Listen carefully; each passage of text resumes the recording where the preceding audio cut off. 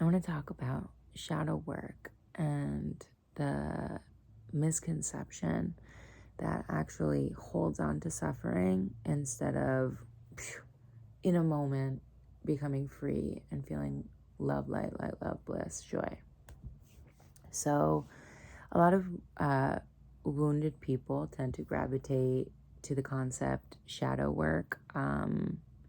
Maybe you've heard of Teal Swan. Maybe you've heard of a million other people who are all about this. Naropa University, this concept of needing to suffer in order to like grow and flourish. It's like all rooted in the same crap. And it's like abuses introspection. Like introspection's a great tool for mind mastery, emotional mastery, for growth, for everything. But like introspection can also be used in a harmful way in what I'm going to talk about. I feel like I'm getting lost here. So like some people think they need to go back and they need to revisit their trauma, whether they rewrite it, whether they want to sit with it, try to feel calm within it, anything. It's all completely unnecessary. And honest to God, it's like abuse to your body. And you have a choice with your free will. And like, you don't have to do that. Like, you don't have to go back in your memories and like hold on to your story. Like you have the power right now to let it go. Like the definition of forgiveness, like letting go. Like you can surrender it right then and instead like align with a different feeling. Like when I sit and I do Lincoln Gergar's meditations, I surrender my story. I surrender anything else that's going on. I work with the energy in my body with my breath, and I activate these feelings of bliss, true bliss. And like, I eat, like, it's done by throwing away that garbage, that illusion, that distortion that feels like pain. And like, the more that we choose something that is like letting go of the story and feeling that vibration in our body, the more that our body says, I know this feeling. This is who I am. This is my new baseline. Yeah, like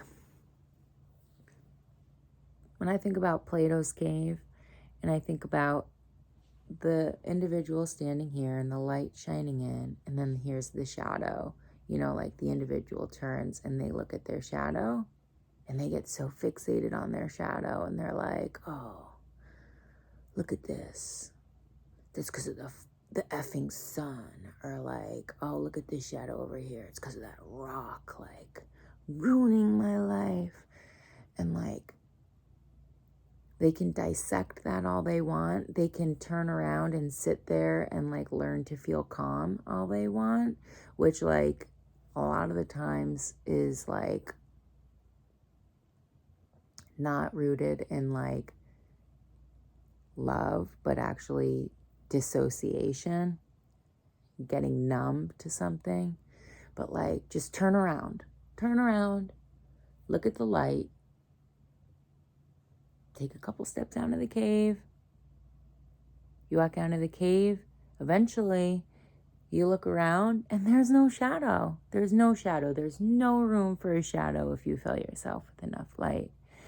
And I think like there's this misconception where people genuinely don't know how to fill themselves up with light. You know, they think it's like holding a crystal or like dressing a certain way. And like, it's so meaningless. What really matters is for you to realize like you're a powerful creator and the universe is loving and benevolent and it's filled with distortion.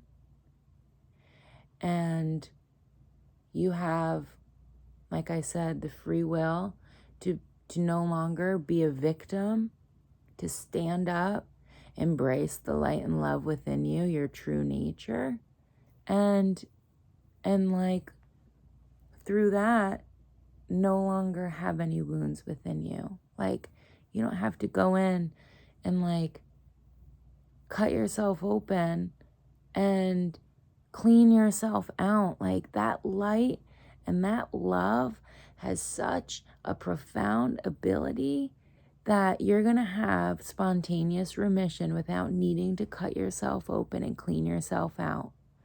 It's just so unnecessary and painful and dangerous, and you don't need to suffer in order to learn lessons and move forward. You don't need to. Now, like, you might choose to, you might think it's serving you, but like deep down, you don't need to. You can just literally drop it, like let it go, drop it, feel, allow yourself to like feel stillness, feel your spiritual heart, and raise your vibration, become the new norm within your emotional body, and like that those wounds are like lifted. But like if I think I'm wounded and I sit here and I point my finger and I'm like, it's because of you. It's because of you. It's this and that. And like, things aren't perfect because of this. Like, you're never going to allow yourself to feel and align with like the feeling of wisdom and perfection and bliss.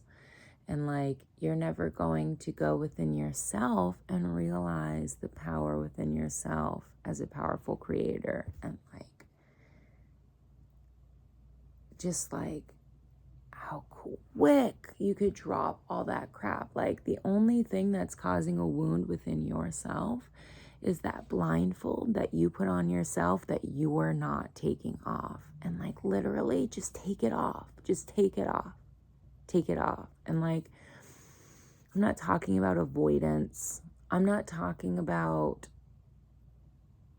anything but love. Like, love, love, love. Like, love the mind, love everything. I'm just talking about taking the blindfold off. Like, I could still feel love, but I'm just taking it off and it's gone. Like, just like that. I see it so much, like this misconception, and then like people think they need to go back and revisit, re-traumatize, not get solution, and then like they feel like they're wounded and damaged. And you know what that does? That makes you think you're a wounded and damaged individual. Your self-esteem sucks. Everything feels like it sucks, and like you're not, like, you're so beautiful and so powerful, and like it's like could be turned around in an instant. Like, despite how much wounds and suffering you think you have complete power to be completely liberated in one more moment from that moment of suffering. Like, you're suffering, boom, liberation. And it doesn't just happen. It happens with you realizing you're a powerful creator, and you realizing that you're turning on the light.